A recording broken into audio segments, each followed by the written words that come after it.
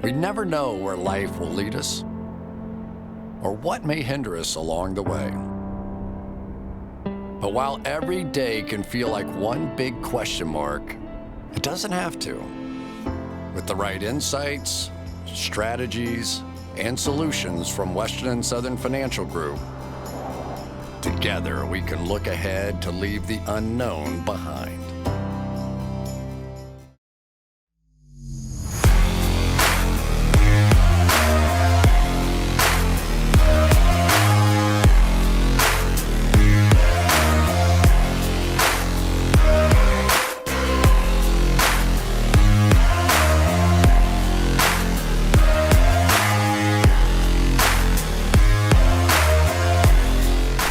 Welcome into Tailgate. Austin Gayle here with Mike Renner in sunny Cincinnati, ripping it up. Wednesday edition of the podcast, recording this at 2:50 Eastern Time, Wednesday, April 13th. We did not buzz for opening day, but it was raging. It was good. It looked like a good time, but draft comes first, you know. It's that time of year. It's why I missed the Masters and Tiger. It's why I missed opening day. Sometimes you got to make decisions that are for the company.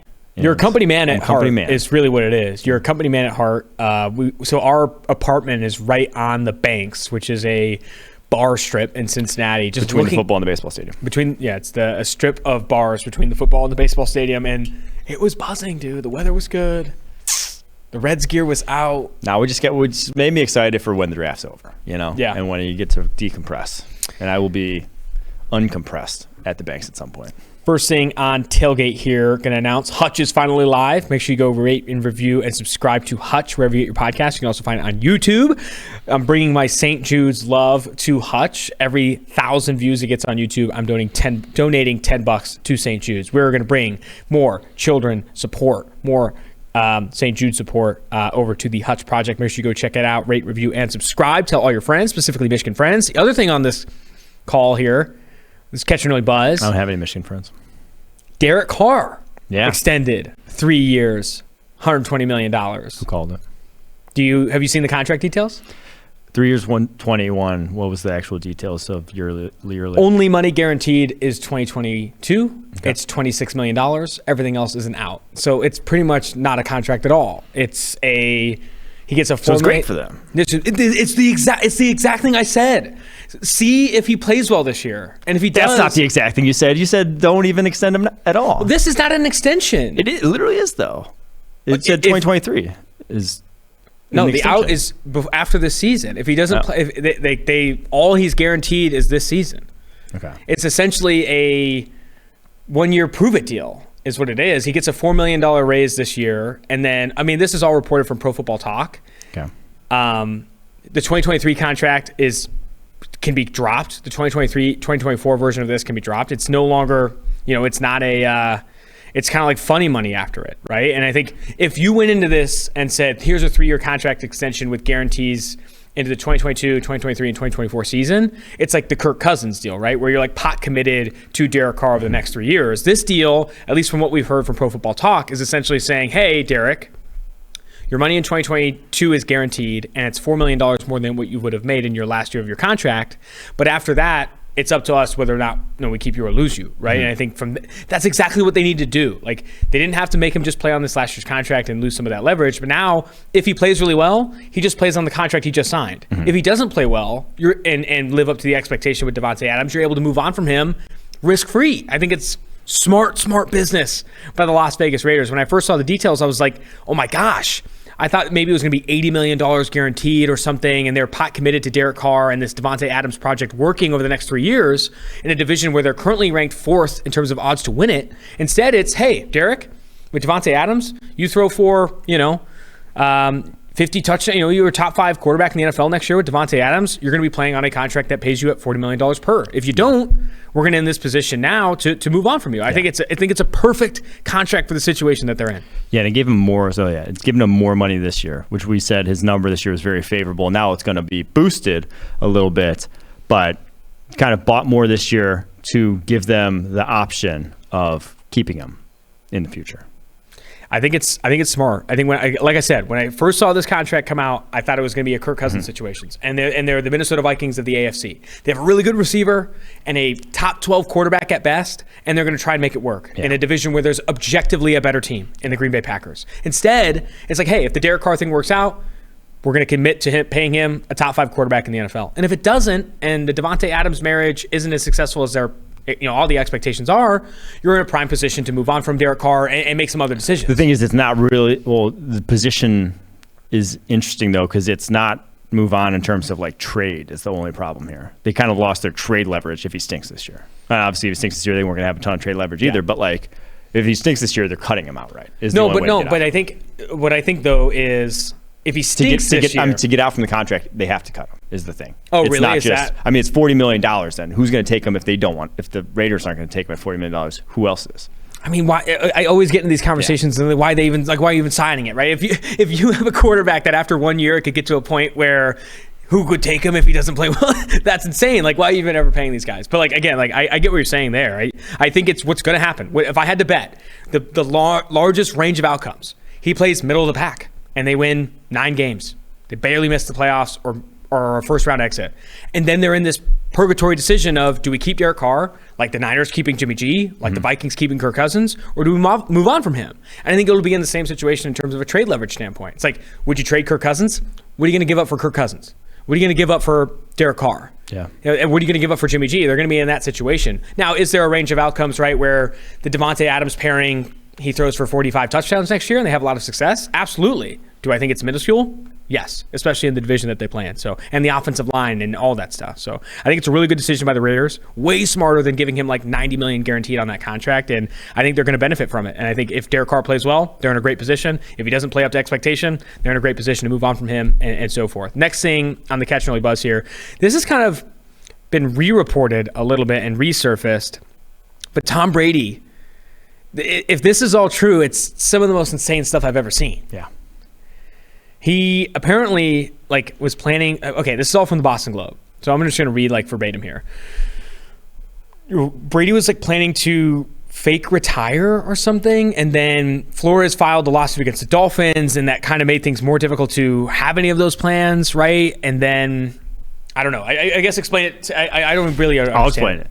Okay, I can explain it. So he has connections with what's his face, the Dolphins owner. What's his first name? Stephen Ross. Yeah. Stephen Ross, who's named, the business school in Michigan's named after him. He has the Michigan connections there with Stephen Ross. So it was very well connected with him. Had this plan set up for him to retire, become a part of the Dolphins ownership, be a minority owner in a role there that is at more of a kind of advisory role in the front office, and then sneak his way into actually playing on the football field and trying to force a trade via that route to the Miami Dolphins from the Tampa Bay Buccaneers middle of the way through the offseason. That fell through after the Brian Flores lawsuit got filed, because then his sort of plan of doing that, they thought the optics of hiring a white head coach, and Sean Payton was also involved in this, in that he had retired as well to then become the head coach of the Miami Dolphins. The optics of just hiring Brady in a leadership role and a white head coach and a white front office person would have been bad, and optics-wise from the NFL. So they had to scrap that. Brady never planned on actually retiring and walking away from the game of football entirely. So goes back to Tampa Bay and basically says, it's for me to play, Bruce Arians has to go to the Glazers there, the family that owns Tampa Bay Buccaneers, at the game that everyone saw him at with Ronaldo at Manchester United, I believe, whatever. So says that to them. They have a mea culpa with the understanding that Bruce Arians is going to be out, Todd Bowles is going to be in, and basically just leave him, Brady, and Byron Leftwich to their lonesome on the offense side of the ball to install game plans, because Brady had a problem with Arians coming in later in the week and changing things that they had decided upon already. So that was that, which is fucking insane. That's what insane. A play. I mean, I don't blame Brady one bit. He wants to get back at the New England Patriots still. And he still wants to get in that division and get after Bill Belichick. I don't blame him one bit. And when you have the kind of leverage Brady does as the greatest quarterback in terms of wins prolific on the football field, he can kind of write his own path. And that's what he tried to do. Flew in the face, all fell apart. But man, that would have been a wild scene if he actually got to pull it off. And this is all. I don't know how the Boston Globe is getting this. That's an insane story. That is like weird levels of collusion. That's like conspiracy theory stuff. To have that all reported is insane. I'm not saying it's not true, but that is nuts in terms of insider information. If Brady is just so petty, that's just oh man, that explains a lot of like. It honestly makes me like Brady even more. That's like an all-time just middle finger, and I can't help but respect it. You have to respect it. You have to respect it when you have that much like pull too. I mean, he has so much pull where he could do some crazy stuff like that, which is insane. Last piece here, you explain this one too, because since you're a former accountant, Commanders accounting under fire right now with some weird ticket sales stuff. You've seen Ozark. You know how this works. So I feel this is I have an accounting degree and I'm a draft analyst. I am tailor-made to report on this story here. What they did is they had refunds that they intentionally, so twofold things. One was them having refunds that were like kind of like deposits that fans made for seats and stuff like that were supposed to get refunded, but they intentionally didn't refund them to make people ask for their refunds if they wanted that money back. People like come knocking on their door for the money.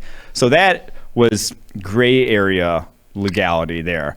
And then this one is nothing short of actual money laundering, was they pushed ticket revenue into the accounting of the ticket revenue that they were getting that gets shared across the NFL, that gets reported to the NFL, into other events that were occurring at FedEx Field, so like concerts and whatever else goes on at a stadium, that they would then put that ticket revenue onto those events. So then that's not shared to the NFL. That is just Washington Commanders owned revenue that just goes into their pockets that they didn't have to then report, which is illegal. And after all the shit Daniel Snyder's done as the owner of the Washington Commanders, it never has actually affected the pocketbooks of others.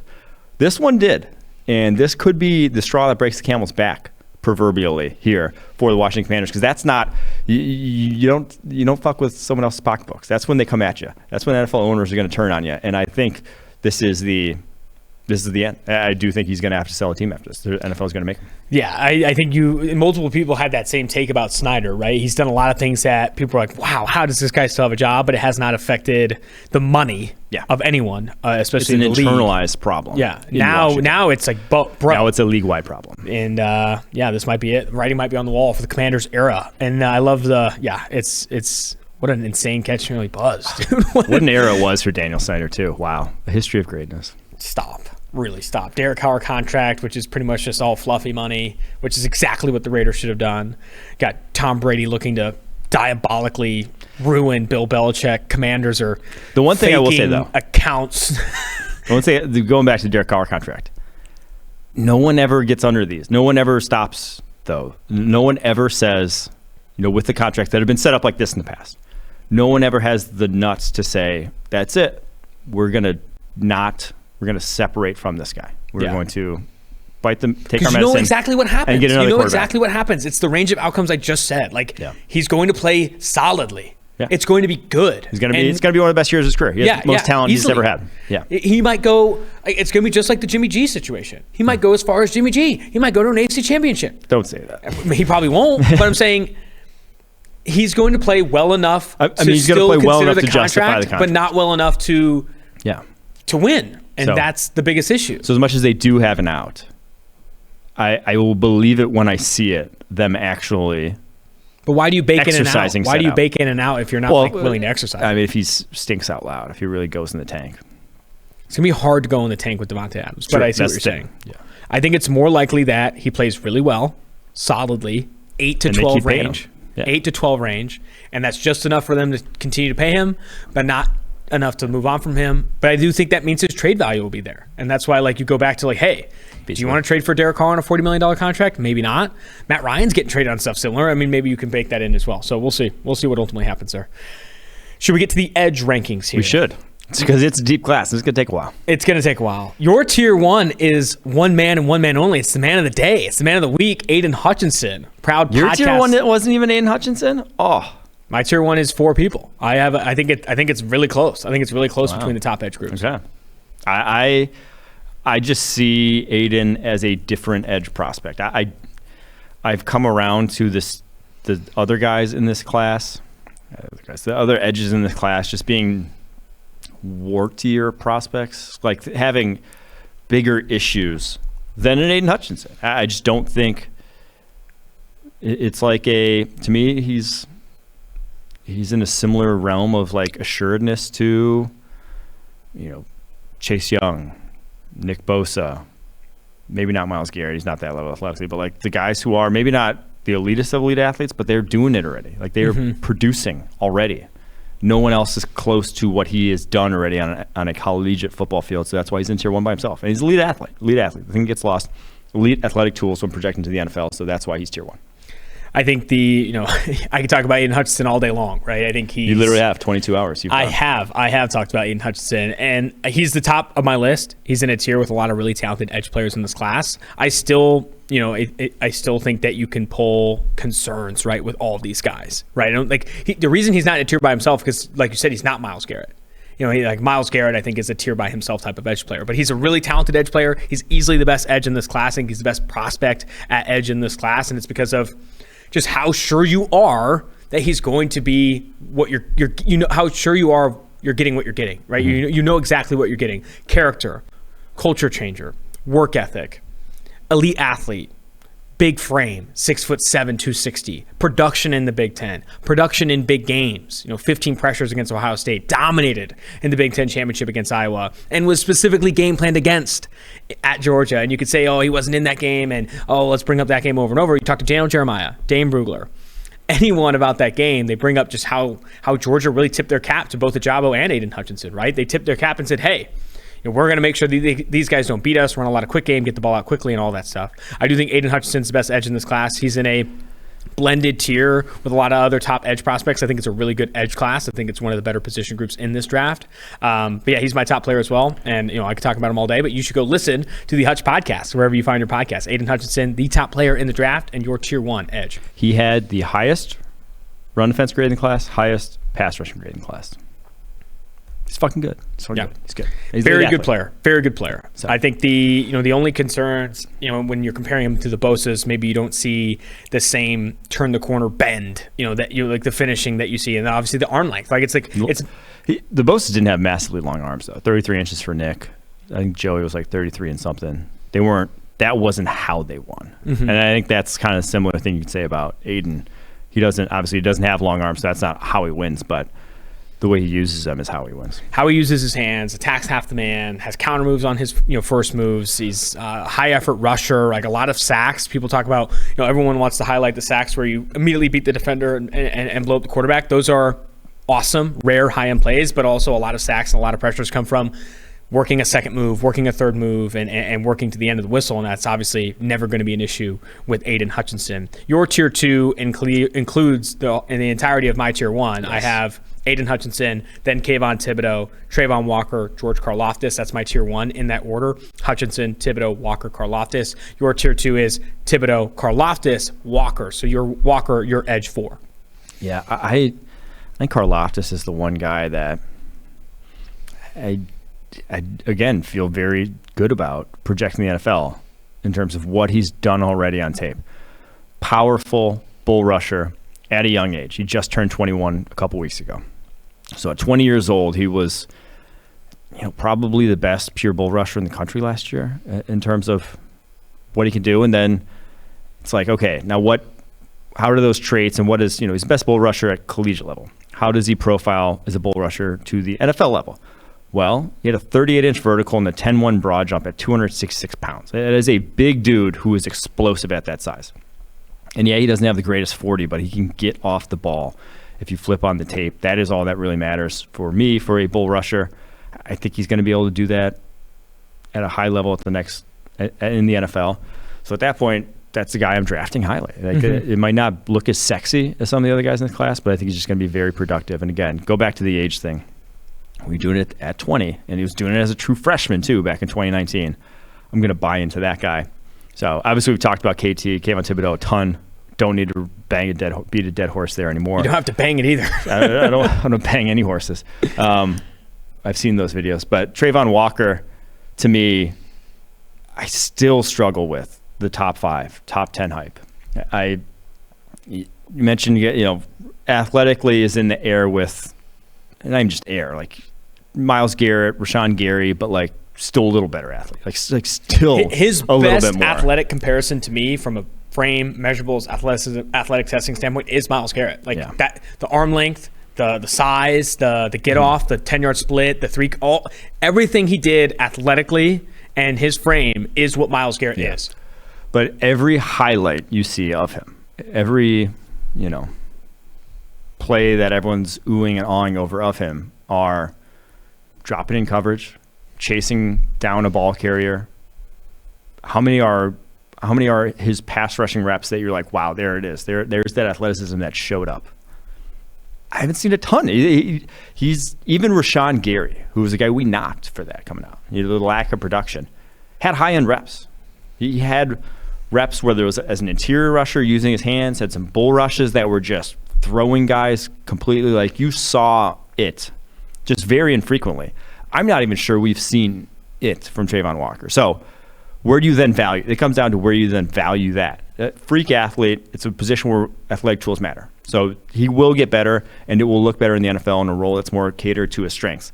But he's still got a very long way to go, and that's why I put him not in the number 1 overall pick territory. Is all I'm saying. And again, I hate to only mention the knocks on a guy, but because we still view him as a mid-first rounder. But when the conversation's all top 3, top 5, you almost have to focus on those because that's the word. Like that's how you get busts in the top 3 and top 5 is by focusing on who a guy could be. Your tier 1, tier 2 in order: Aiden Hutchinson, the Michigan defensive end; Kayvon Thibodeau of Oregon; George Karlaftis of Purdue; and then Trayvon Walker. For me, it's all tier 1: Hutchinson 1, Thibodeau 2, Trayvon Walker 3, and then Karlaftis 4. And I think in previous draft classes, I do think PFF would be lower on Walker, for the production concerns and all that stuff. But there is an increasing understanding of what the NFL values, at certain positions and how much it values athleticism and elite high-end athleticism. That's why I do think you have to understand the Hall of Fame potential, right? You understand the Hall of Fame chance for a Walker, right? Because he's just like a freak, like a legitimate Myles Garrett level athletic freak. If you think you can turn him into his maximum potential, or you think you can get his maximum potential in the NFL, you're going to value him in number 1 overall, right? If Balky thinks that Walker, his coaching staff and his team can maximize Walker's potential, he's going to take him number 1 overall. And I think that's the question, right? I think it's less of an evaluation question as much as it is a development question. For Walker, the evaluation is easy. He is not super productive at Georgia, played in a role where he prioritized run defense and has raw pass rush moves. Lack of polish there. Has not, you're not watching his highlight reel and super impressed with the moves he throws out and how he strings moves together. But what you do know is, athletically, he is God tier. And if we can get a coach that can take Walker out of what is obviously a defense that prioritizes run defense and give him someone that can actually develop his pass rushing moves, he's going to do some insane things in the NFL. So I do think it's more of a developmental question with Walker, and that's what teams are going to have to ask. It's not as simple as I like Walker over Karlaftis, I like Walker over Hutchinson. It's more like, if your team and your coaching staff thinks specifically they can develop Walker into what he can be, you're going to take him really highly. Right now, I think he's minus 500 to be a top 5 pick. The Lions are going to consider it. The Houston Texans will consider him at 3. I think it's that obvious. Jets, Giants, all that stuff. Do you want to hear some of my comparisons, my final comparisons for that top 4? Let's hear it. My number 1 comparison for Aiden Hutchinson is super Trey Hendrickson. And that's because you need to go back and look at super in that more athletic, more productive in a bigger conference, and I buy into the character, and I buy into a lot of the stuff off the field. I think he is Trey Hendrickson coming out of FIU was an insane athlete with okay production. Aiden Hutchinson is as good, if not better athlete than Trey Hendrickson with similar arm length and better production in a better conference. So I see super Trey Hendrickson as my comp for Aiden Hutchinson. The Bosa brothers, right? You have the longer arms. Some people are like Jared Allen, longer arms. You have to buy into arm length. Arm length, when you talk to Eric Eager, data scientist here at PFF, is so highly correlated to NFL success, specifically sack production. Number 2, Kayvon Thibodeau. I like Robert Quinn. I've seen Myles Garrett, the comp for Thibodeau. I don't buy that for Thibodeau. I think Hutchinson's a better athlete than Thibodeau. And I don't think that's even that crazy to say. I think Hutchinson is that athletic. So with Robert, I think the Robert Quinn comparison is better for Thibodeau. Walker, super raw, inexperienced. Myles Garrett, and inexperienced has obviously a super negative connotation, but Walker enters this draft with a third of the snaps played at pure edge alignments than Aiden Hutchinson. Mm-hmm. Like, he has not played a lot of what you're going to ask him to play in the NFL, period. He does not have a lot of true pass sets on tape. He doesn't qualify for a lot of the ranks that PFF tries to do with that specific data point.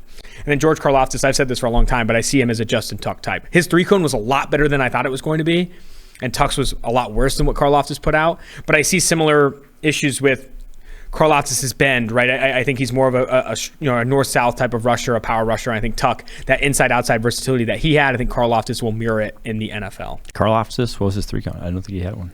I think he did. He was a sub 7 3-cone. But it was marked as a short shuttle. But I don't think his short shuttle was like 6'8". I think they just mismarked it. Oh, no, that one came out that it was misreported. He didn't have a 3-cone. Oh, really? He didn't run a 3-cone? Yeah. Oh, so maybe that comp even has more legs. Maybe he is not as bendy as what that 3-cone was reported. Get to your tier 2. That was my tier 2. My tier 3 is, top tier 3 is Jermaine Johnson, Florida State edge rusher. Arnold Ebiketie from Penn State. Nick Bonito from Oklahoma. Drake Jackson, USC. Josh Pascal from Kentucky. Boye Mafe from Minnesota. Kingsley Enagbare from South Carolina. And then David Ojabo from Michigan. I believe only Drake Jackson from USC and David Ojabo are underclassmen in that regard. And then the fifth years there are Johnson, Pascal, Mafe, I believe. That's a thick tier. Thick tier. Jermaine Johnson, Ebiketie, Bonito, Jackson, Pascal, Mafe, Enagbare, and then Ojabo. Ojabo obviously falling because of the injury. Where would Ojabo fit into this if he didn't get hurt? He would have been more towards the top of the tier. Probably, it's tough. I'd probably put him ahead of, probably right behind Nick Bonito. So right ahead of Drake Jackson in this tier. But Achilles, it's just tough. So with him, being, I wouldn't even call him a project, but being a guy who's newish to football and missing an entire year of development. He's not going to play as a rookie. I wouldn't be floored if he plays at all. And so you're not even getting that introduction to NFL competition until a year and a half from now, where he's actually going, one-on-one against NFL offensive linemen. And the difference that presents. So you're wash year 1. Year 2 is when he's finally starting to get, more coaching, more actual playing on football field. So year 2 is almost a wash with who he is as a prospect now. If you think he's just paused his development for a year, he wasn't a guy you expected to contribute as a rookie anyways. So your projection is year 3 before you can even hope. And then at that point, it's not like he was so freakish. He's not in the Trayvon Walker tier of athletic where, he's almost can't miss about when he finally, the light switch turns on. So that's a worrisome projection, just if I'm using a top 50 to 60 pick on. My tier 2 after Hutchinson, Thibodeau, Walker, and Karlaftis. Let's focus on these guys first because they're all in your tier 3. Arnold Ebiketie, I think, is the top of that tier. I like him ahead of Jermaine Johnson. Then I have Jermaine Johnson and then Boye Mafe. And the comps I have for them, Ebiketie, Ogbenaya Okoronkwo, Dante Fowler Jr. for Jermaine Johnson, then Boye Mafe, Jeremiah Atu-Achu. Those are more athletic comps and similar size comparisons. I think all those guys too, right? With Ebiketie, I like the most because I really like his trajectory. And I think he has really good length. He's got good enough explosiveness. Ebiketie over Johnson, I think, is a take more people need to have. I see a lot of Jermaine Johnson. Do you know his prop to be inside the top 10? It's minus 200. Yeah. Jermaine Johnson is being talked about as a lock to go to the Falcons at 8. That, I think, is insane with how good Ebiketie is and even how good Boye Mafe is, right? I see them in that similar tier. So I think Johnson has a high floor. I just don't see a bendy edge rusher. I think he's a bull rusher, edge setter at the next level who isn't particularly a lot of his bull rushes still died at the collegiate level. He wasn't consistently walking guys back, even to like who have guys like Marcus Davenport. It was kind of that guy. It was like a bull rush only with like a similar sort of build and length. Who's the guy last year? I guess the Saints really have a type. I was thinking of the Houston edge rusher last year. Peyton Turner is in a similar mold. But even those guys I thought were just a little more explosive and consistent in their bull rushes into contact. I don't see that with Johnson, and very good with his hands, very developed, and that's why I say give him a high floor, but he didn't run a 3-count pre-draft and didn't do a short shuttle pre-draft. He opted out of those, which means they're not good. They weren't going to be good. You don't do those if you thought you were going to put up a good time. So the stat that stands out to me with Johnson and a lot of these like tier 3 guys for me, or tier 2, whatever I'm at right now, is so I looked at the best Power 5 single season pass rush win rates from pure outside the tackle alignments since 2017. So this is a single season mark on a predictive metric, pass rush win rate that's more than pressures, that's more than sacks, looking at pure outside the tackle alignments, so controlling for position. Tied for number one over the last 5 years is Chase Young and Nick Bosa at 36%. Yeah. Number 3, right behind them, is Josh Allen of Kentucky at 34%. And then tied for 4th is Aiden Hutchinson and George Karlaftis at 33% this past season. Those top 5 guys are all like insanely productive players with really good athleticism as well.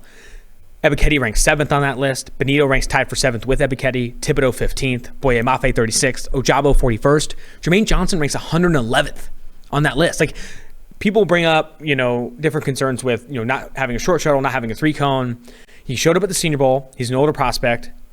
And the production wasn't good enough. Like, the production just simply was not good enough in his peak season at Florida State for me to feel all that confident in him as like a legitimate top 10 player now. Especially when there's other really good edge players. Like, I like Ketty. I like Mafe. I even like Kentucky's Pascal. Like, I like the depth of this class so much more than taking a Jermaine Johnson inside the top 10, especially if Karlaftis is going to fall into the 20s. Like, we're seeing Karlaftis fall to the Packers at 22. Yeah. Would you rather have Jermaine Johnson at 8 or Karlaftis in the 20s? It's not even a question for me.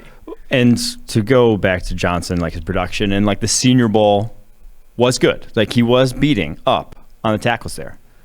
He was only facing the right tackles and was not facing, like, it wasn't like a litmus test for really NFL. He was facing a lot of project guys. Like, the competition level he was going against, he wasn't going up against Trevor Penning. He wasn't going up against Bernard Ryman. He wasn't going up against the rumored first-round tackles at Senior Bowl. He was going up against the other guys, which is a little different. And yeah, he looked the best, but he looked the best of a tier of none of these guys above him on this list, whether it's Aiden Hutchinson, KT, Karlaftis, Walker. We're not there. Like, he looked the best of a group that's we're talking about these guys as late first, early second round type of group. So it's also such a small sample size, right? Yeah, that's why we're pushing back a little bit on the, oh wow, he's the best player at the Senior Bowl. Why isn't he, top 10 pick?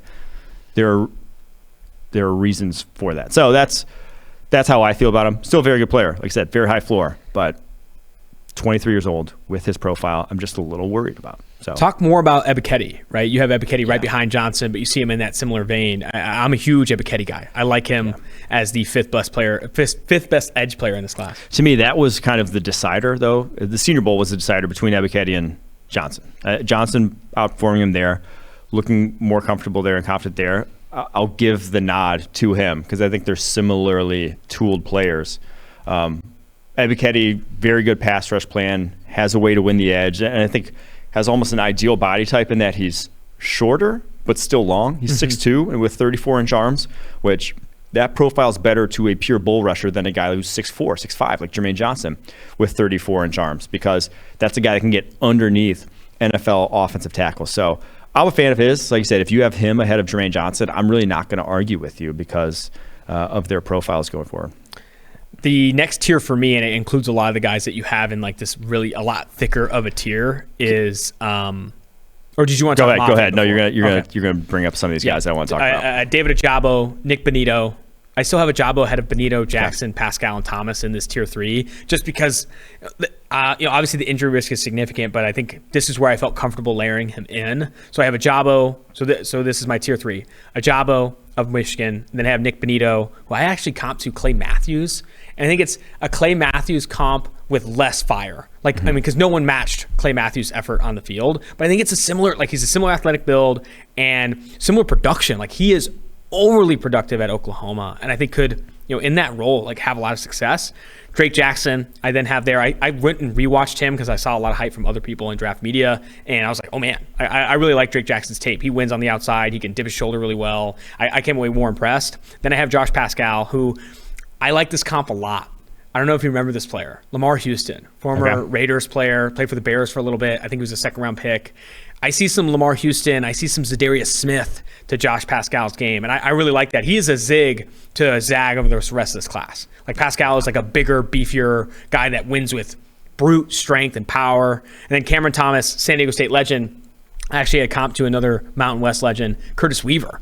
I see some similar game in Cameron Thomas and Curtis Weaver. He's the last piece of this tier. So that's Ojabo, Benito, Jackson, Pascal of Kentucky, and then Cameron Thomas of San Diego State. Yeah, so the guy I want to highlight here is Josh Pascal. To me, he's unique in this class and what he brings to the table because he's 6'2", 270, which is a massive, like thick build. Weird build. But he is explosive as all hell at that size. He had a 1.57-10 split. So a better 10 split than Jermaine Johnson at 6'2", 270. Like his get off and a 37.5-inch vertical with 10-3 broad jump. So I think it's a well-distributed 272 though. You know what I mean? Yeah. And even though he's 6'2", has almost a 6'7" wingspan. So he is put together, and you see his tape at Kentucky, and he's one of those guys where if he would have just been able to rush off the edge and that's all he does, we might be talking about him in a vastly different light. And if he was healthy to go to the Senior Bowl, we might have been talking about him in a vastly different light because they have him playing 3-tech, 4-tech, 5-tech, like going head up on offensive tackles. They have him doing everything. Literally, he played every single alignment this past season at Kentucky for that defense. A lot of times, like he filled a similar role, honestly, to a Trayvon Walker and what he did at Georgia, where it was kind of just Swiss Army knife, whatever we need, run first, execute the scheme, and then if you can create some more after that, by all means, go ahead. And he produced a lot higher level than Trayvon Walker did. So I think Pascal is a guy that is almost getting underrated because you just didn't get to see what he could actually do in an edge role, that at the next level, if you just put him out there on the edge and let him go to work, we could be talking about a vastly different player early on in his NFL career. I think he, so Pascal, the Kentucky edge defender, and Drake Jackson, the USC edge, I think are both getting a bit underrated in this class. And again, you talk about Jermaine Johnson at 8 compared to some of the depth in this class. Ojabo on day 2, Benito later, Jackson, Pascal. Yeah.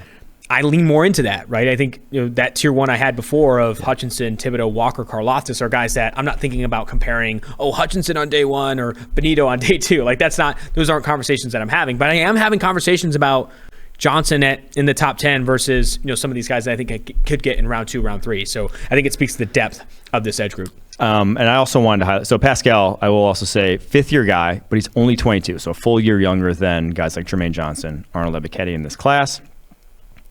The intriguing guys to me in this tier, though, also are Drake Jackson, because he showed up at his pro day 273 pounds and still ran a 7.09 3-cone. That was not the guy we saw on tape. He looked like he played at like 240 at USC. So I don't know what this guy can get to physically or what he's been eating. But again, another guy who literally just turned 21 this week. Yesterday, in fact. We're recording this on Wednesday. He turned 21 on Tuesday.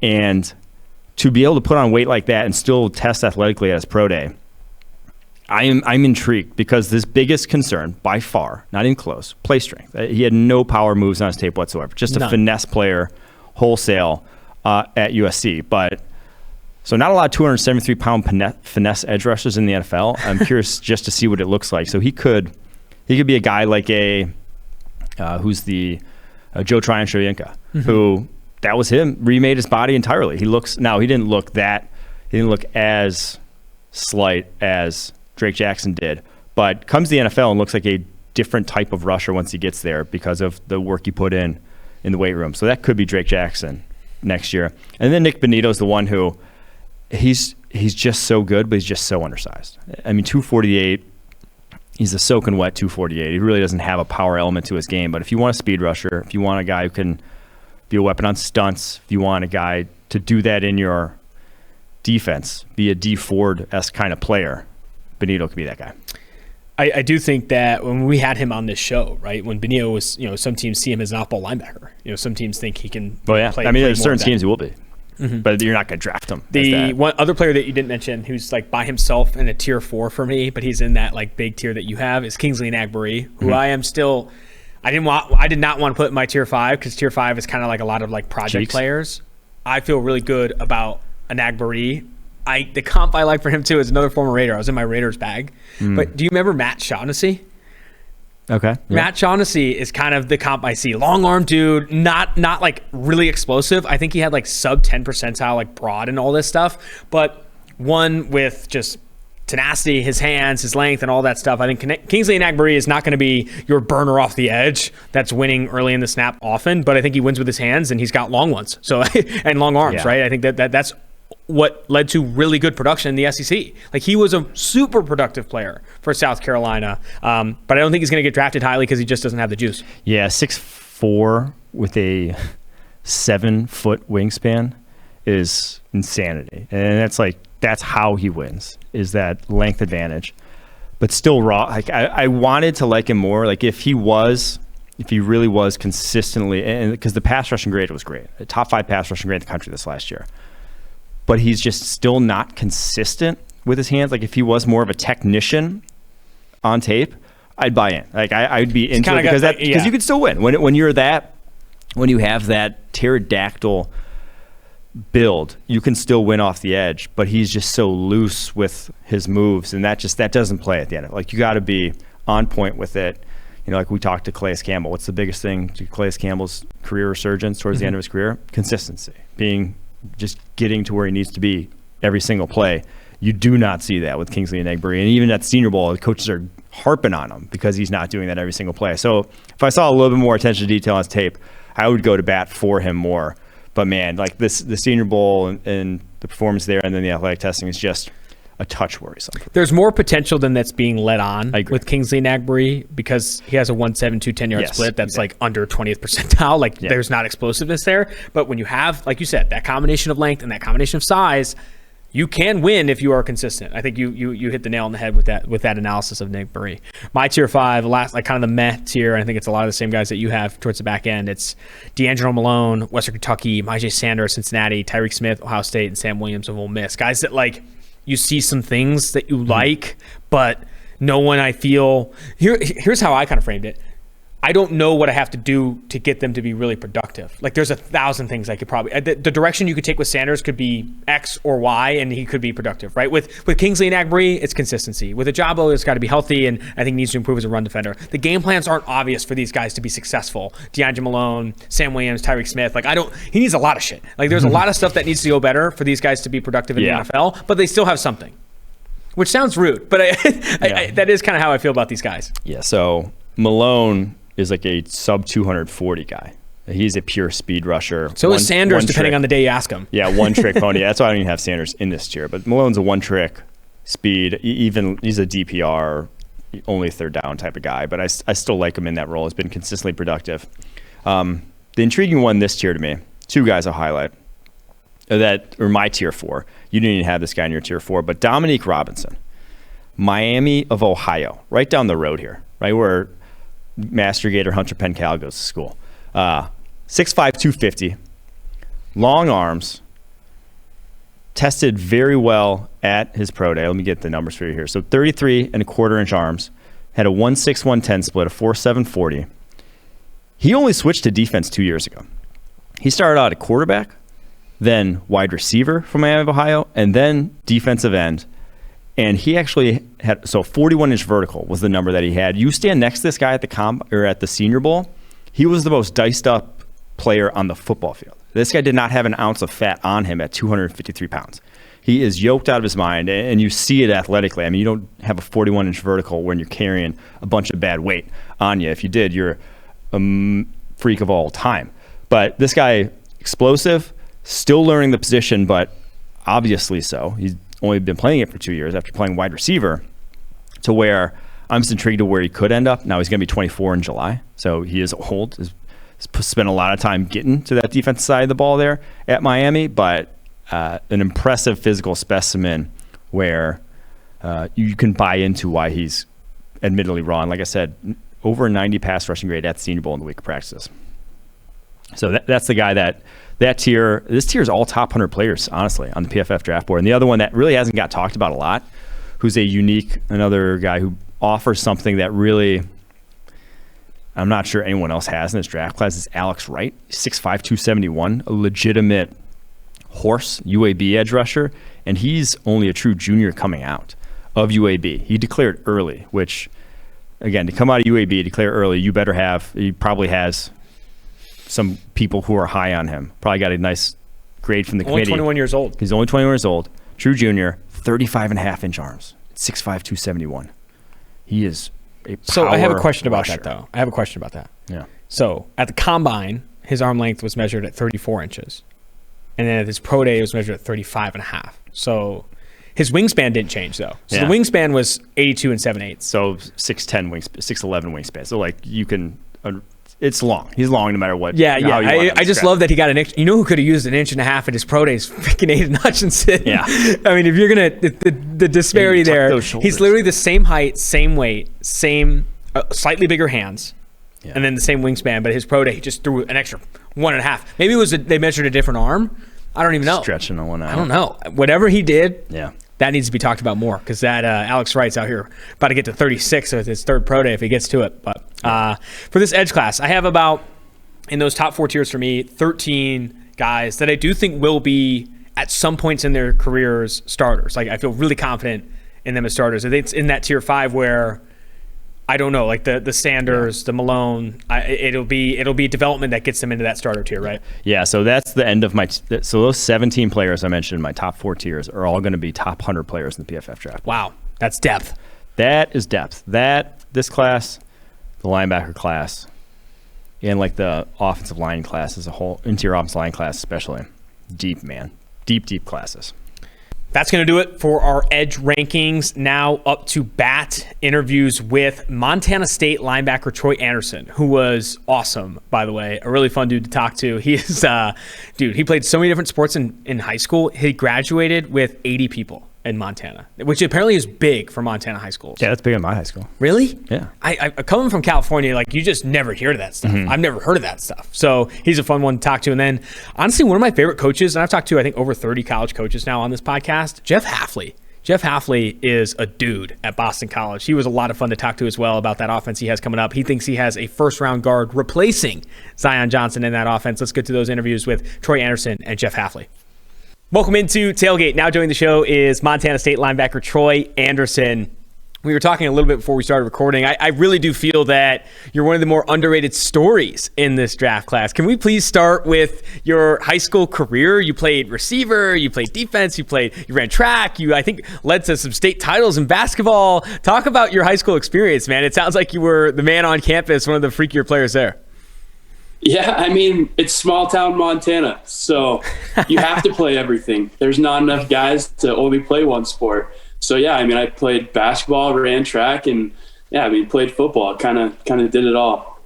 And so, how many players? How many people did you graduate with in high school? How many people there total at your high school, and how many players were on the football team? So we had 300 in my high school. I think I graduated with 80. Wow. So for Montana, it's actually, believe it or not that small. But yeah, I think we had 30 kids or something out for football, maybe. That's so not insane. Too many. I graduated. So I'm from California. I graduated with 900 people, and our high school had like 3,100 total students or something insane. Yeah, still our football team did not bigger. a little bit bigger. And so then obviously you go to Montana State and you play a lot of other positions as well, right? You play some quarterback, some running back. You do all these different things. What was that recruiting process like? And when you were making a decision, for Montana State over Montana, was there a reason that drew you there? Was it the positions they'd play you at, the opportunity that you'd get? I mean, speak to your early career at Montana State and just all the different things they had you do. You bet. So I got recruited to play linebacker at Montana State. And that's, I've always wanted to play defense. And then a couple days before fall camp, I got called in by the head coach. And he's like, hey, will you play running back? They had a kid get in some trouble over the summer. And it was only going to be for 4 games. And if I could play as a freshman, like I was – wide-eyed. I was, let's do it. And so I played that for a few games, and then I went to defensive meetings, And I was playing both ways. And I mean, that's what I did in high school. So I didn't think anything of it. I thought it was awesome to be able to play as a freshman is kind of, the goal. And then, and then it got even weirder. My sophomore year, I was our starting quarterback. Our quarterback was academically ineligible, and I guess I was our best option.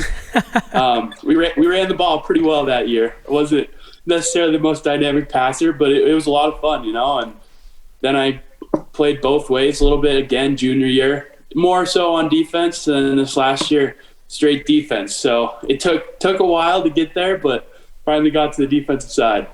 That 2018 season is insane to look back on. You're third-team All-American at quarterback, first-team All-Big Sky, lead the team in passing, rushing, and set a school record for rushing touchdowns, and you were recruited to play linebacker. That speaks to just kind of the tools that you have, right? And I wanted to get to that part of this too. 6'3", 243, 151 10-yard split, which is rare for receivers, right? I mean, that's upper 90th percentile for off-ball linebackers. 4.42 40-yard dash, really explosive in all your jumps. That athleticism is obviously going to translate to the NFL, and that's something that teams covet, and it shows up all over your film at off-ball linebacker. It showed up on your film at running back and quarterback as well. I guess when did your pre-draft interviews change at all after that combine? Because I'm sure a lot more people kind of perked their ears up.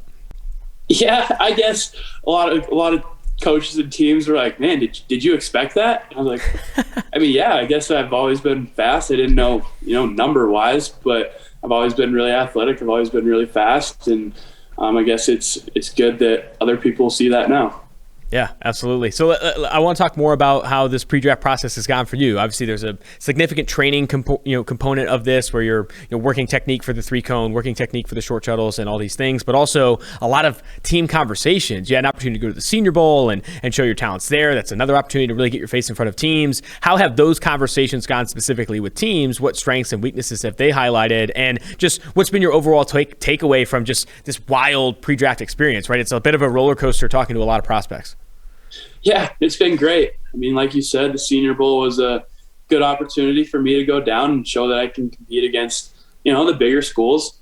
FCS football, we play pretty good football here, but to be able to go and kind of prove that against better competition is always awesome. And the conversation I've been having with teams have been great as well. It's when you can get in front of teams and kind of show your football knowledge and show who you are and your personality. I think it goes a long ways. I know that I've only played, inside backer for 1 year. And so that's kind of what I've got from teams is that they like that. It's kind of a ball of clay that they can mold and shape. I don't have, too many bad habits. They can kind of, teach me and help me progress. So that kind of plays into, some of my strengths is that I'm really athletic. I'm smart. I feel like I work hard. And, if you can play hard and know what you're doing, I guess that goes a long way. Have you watched, obviously you said playing inside backer for only 1 year. Who are some of your favorite guys to watch in the NFL that play that position? Man, I like to watch the 2 Buccaneers linebackers. I like to watch Lamar David exclusively. I mean, he's a tremendous talent. You can tell how smart he is, how he studies the game. That's something that I try to do and I've always tried to do. Just how he recognizes things and then flies sideline to sideline. And both of their guys do. Yeah, I think Lavonte David's a name I don't hear enough of. I think he's one of those older players, right, in the NFL that's had a lot of success. Back in the day, dude, people would say Luke Kuechly every time, Bobby Wagner, and now this kind of new age with obviously Devin White, Lavonte David at the top of his game right now as well. We can close out with this. I really appreciate the time, Troy. What exactly is the NFL getting in Troy Andersen, right? It's from the conversation that we've had, it sounds like someone that's humble, that's confident in their ability, knows that they are this ball of clay, right, that have all the tools to be something great in the NFL. It's time to go seize that opportunity. What exactly is the NFL getting? Man, I think the NFL is going to get, a small town Montana kid that's tough and smart, knows how to work hard.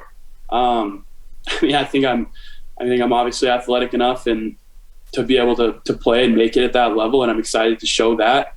But you're going to get somebody that's tough and smart as well. I guess they'll be good. The complete package. Troy, thank you so much for the time, and I wish you the best of luck moving forward. All right. Thank you. Appreciate it.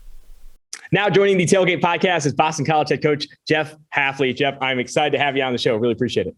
No, thanks for having me, Austin. I appreciate it. Good to be here. We're talking Boston College football, and as we enter the 2022 NFL Draft, there's a name that comes top of mind. It is Zion Johnson. I was there at the Senior Bowl, and to hear how coaches and evaluators talk about this kid is absolutely absurd. He's a former golfer, but plays with a mean streak, plays with a demeanor that's absolutely insane. He has a perfect build to play guard or even center or wherever he wants to play in the NFL. My podcast co-host thinks he could stick it out at tackle even in the NFL. But I'd love to get your perspective on him and specifically his development as a player in the time that you've been there. Yeah, I think I think the world is Zion. I think he's, as I've mentioned to every one of my coaching friends in the NFL who's called me, I think he's one of the safest picks. I think he's a home run. He's a guy that's going to play in that league for as long as he wants. He's like a superhero, man. He's it's not like he's real. The way he takes care of his body, the way he approaches every day, in all aspects of his life. I mean, he is a home run. He's a guy that, when we got here, we were really impressed with. We played him at offensive tackle because we thought he was our best offensive lineman, and when he decided to come back for his, for his final year, we moved him back to guard.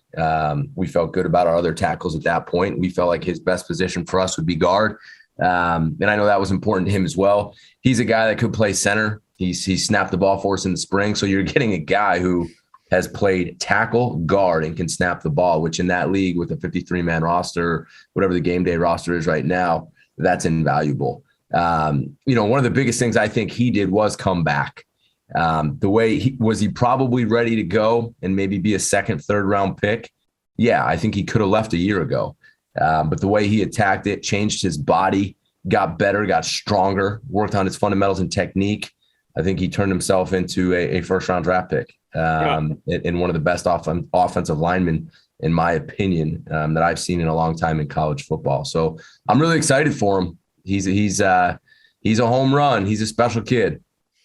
I've had Zion on this podcast, and one of my favorite questions to ask, prospects going into the draft is just speaking more to their process, right? What do you look for in the film room? What do you look for in an opponent film study? How do you approach the weight room and all of that stuff? You've kind of spoke to how much he's doing those things, right? And how much, he wants to prioritize that. Can you provide any details or stories on just how tenacious he is in the film room or the weight room and kind of improving his craft? Well, I mean, he's a guy that right after the season, I mean, I remember after we didn't play in a bowl game and he's working out wherever he was down in Florida. I mean, the first question he texted me was, hey, my iPad stopped working. How can I access all the NFL film? That's all the guy wants to do. He wants to watch film. He wants to talk to our strength coach and our nutritionist. I mean, he's a guy that he cares about every single thing that he puts into his body. He's a guy that cares about how much sleep he gets for recovery. He's a guy that if he walks into our locker room at 6:00 on a Saturday night, he's probably in there doing something. He just lives and sleeps and eats, and it's all football for him and taking care of his body. And he just wants to be great. And I say this, he wants to be great in everything that he does. School's the same way. He's never a guy that we've had to worry about. He's a guy that, probably never got below an A. And when you sit in those draft meetings like I have, and you talk to the scouts and you find out about these players before you really even turn on the film, he's the guy that's going to jump out as a safe pick that will probably be a captain of a football team. And that's so important in that league because you're paying those guys so much money that you got to make sure off the field they're going to do the right thing. It's just, and again, I mean, my buddy called me as a head coach from a team a couple of days ago, and I said he's like a superhero. You have to find a way to get this guy on your team. Another guard making the headlines here. I know you recently had your spring game there at Boston College. Christian Mahogany getting in the end zone. How excited are you about him this season? And just speak to replacing Zion in that offensive line and your expectations for that group as a whole. Yeah, it will be really hard to replace Zion. I think Christian will be a first-round pick next year. I see him in very similar light to I see Zion. I think he's big, strong, has extremely good movement. He's a twitched-up guy that could probably play 3 technique and probably go on in the NFL, which is very rare to do that. I think he'll be the best guard in college football, and I think we'll be in really good shape there. Obviously, the other guard position, Finn Dirkstein's kind of taking that one over. He's a big, strong guy. We lose Alec Lindstrom, who, in my opinion, I think the world of Alec. We got a freshman coming in, Drew Kendall, who's kind of taking that one over. I think we'll be really strong in the interior. But then you get 2 other guys who could go to the league, Ben Petrula and Tyler Vrabel. So we kind of lose our 2 tackles. So everybody will be picking on our offensive line. I think we got 2 really good, solid athletes and some depth out there to play. So we'll be a little inexperienced, but really strong up the middle. So I'm excited about those guys. But look out for Mahogany running the ball after that touchdown run and that celebration he did. He should be a fan favorite all around the country here pretty soon if he does that in a game. Some are saying around the country, Christian Mahogany for Heisman. That's what I've heard. It's rumors now, but we'll see if it ends up in that direction. I'm excited for him. He's definitely the one spreading those rumors because he's also the one who came up with the play and came in my office. And it's a spring game, so why not? And then he did not tell me about the little celebration he was going to do beforehand. I think he was kind of waiting to show me that one live. So we'll see. Love that energy. Love that energy in the spring. Another player, I want to get your perspective on is obviously, Phil Jurkovich. And I think he has a really, big opportunity this upcoming season in offensive coordinator John McNulty's offense. Speak to his preparation in the spring and again, your expectations for him. Yeah, big expectations for Phil. Last year coming into the season, he gets hurt after the first game. And he's a guy that, people tout as one of the best returning quarterbacks in the entire country. He's 6'5", he's 220. He can throw the ball from hash to field. He can run. He's a lot faster than people think he is. And then he breaks his throwing hand. He breaks his wrist on the second game of the year. And then to his credit, we're getting ready to play Virginia Tech. We're told he's not coming back for the whole year. He comes into my office, said the doctor cleared me if I wanted to play. I'm 50% grip strength. I'm playing. You want to talk about a guy that people are going to be excited about in a world where we're in right now, where people are opting out of bowl games and opting out at the end of the season. Phil opted in at 50% grip strength. When we were told his season was over, came back and led us to a win against Virginia Tech. Then he single-handedly, I think, had 450 yards against Georgia Tech. We won that one. It's unbelievable what he's willed himself to do. He gets the flu the last game of the season, doesn't practice, gets an IV the day before the game. You're talking last game of the season. Game means nothing. People are opting out all over the country. This kid can barely grip a ball, got an IV and played in a game. To me, that says enough about the kid for everybody to understand what he's made of. So he's healthy this spring. He's been in command of the offense. I've seen more leadership come out of him, and he's primed to have a really good season for us. If he can stay healthy, we should be pretty dynamic on offense.